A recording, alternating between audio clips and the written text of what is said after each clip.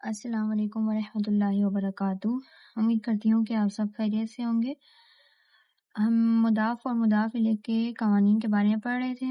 الحمدللہ ہمارا وہ ٹاپک جو ہے وہ مکمل ہوا۔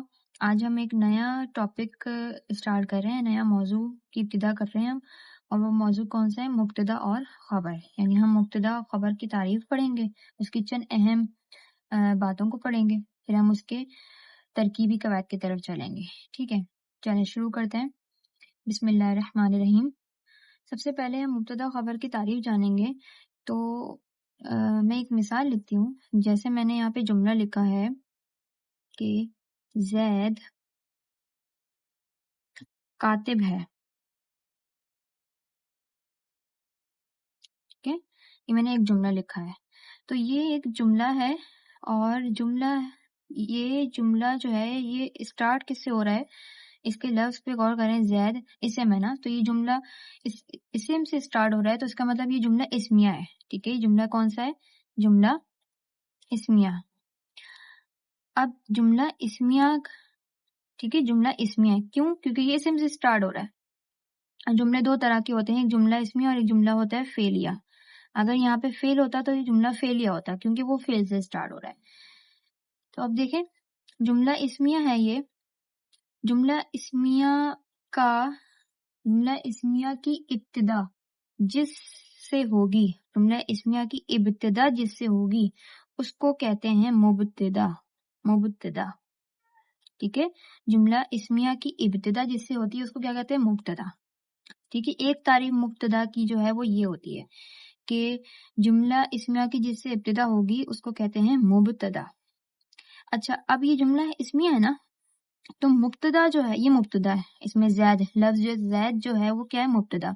تو آپ دیکھیں کہ مبتدا جو ہے وہ جملہ اسمیہ کا ایک پارٹ ہے، ایک جز ہے۔ ٹھیک ہے، یعنی مبتدا جو ہے وہ جملہ اسمیہ کا ایک کیا ہے؟ پارٹ ہے، ایک حصہ، ایک جز ہے۔ تو مبتدا کی ایک تعریف اس طرح بھی کی جاتی ہے کہ جملہ اسمیہ کے پہلے جز کو مبتدا کہتے ہیں۔ بات سمجھ میں آئی؟ اس کی دو تعریف کی جاتی ہے، ایک اس طرح کہا جاتا ہے کہ جملہ اسمیہ کی ابتدا جس سے ہو اس کو مبتدا کہتے ہیں۔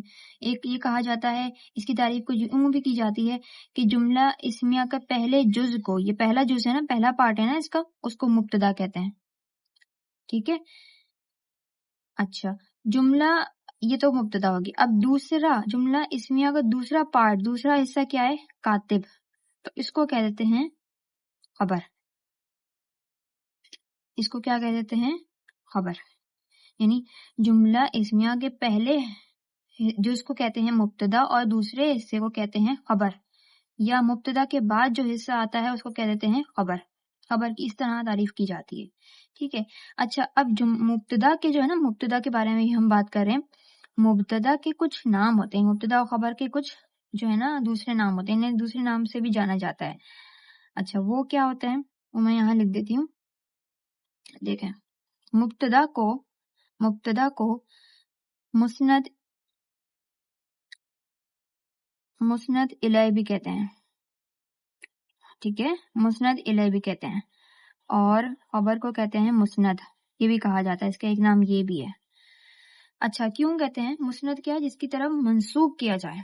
تو یہاں پہ جملہ کیا ہے؟ زید کاتب ہے، تو کاتب ہونا کس کی طرف منسوب کیا جا رہا ہے؟ زید کی طرف، یعنی مبتدا کی طرف، یعنی اس کی طرف منسوب کیا جا رہا ہے۔ تو مبتدا کا نام جو ہے ایک مسند الیہ بھی ہوتا ہے، یعنی جس کی طرف منسوب کیا جائے۔ تو یہاں پہ زید مبتدا ہے اور کاتب ہونا اس کی طرف منسوب کیا جا رہا ہے۔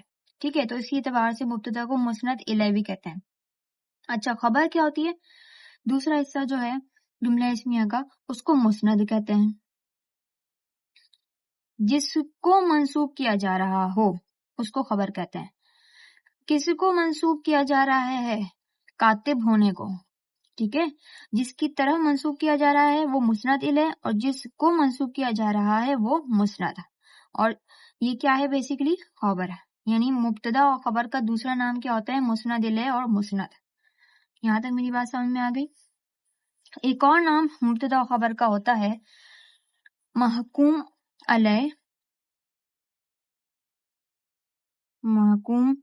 علیہ اور محکوم बिही।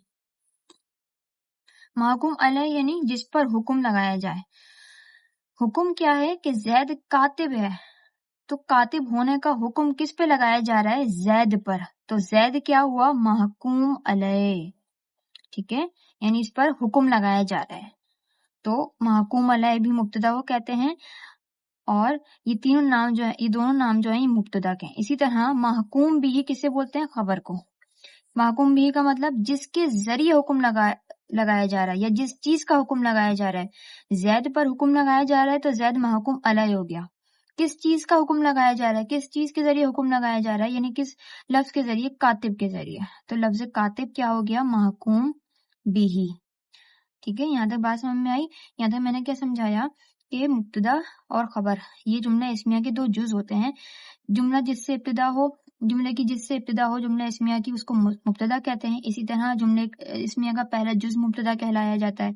इसी तरह इनके दो नाम हैं, मुब्तदा को मुस्नद अलैह और खबर को मुस्नद भी कहा जाता है। इसी तरह मुब्तदा को महकुम अलैह और खबर को महकुम बिही भी कहा जाता है।